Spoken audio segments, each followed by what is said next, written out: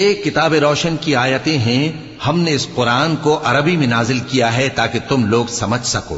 ए पैगंबर, हम इस कुरान के जरिए से जो हमने तुम्हारी तरफ भेजा है तुम्हें एक निहायत अच्छा किस्सा सुनाते हैं और तुम इससे पहले बेखबर थे।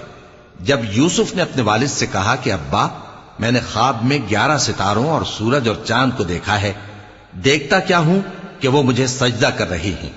उन्होंने कहा कि बेटा, अपने ख्वाब का जिक्र अपने भाइयों से न करना, नहीं तो वो तुम्हारे हक में कोई चाल चलेंगे।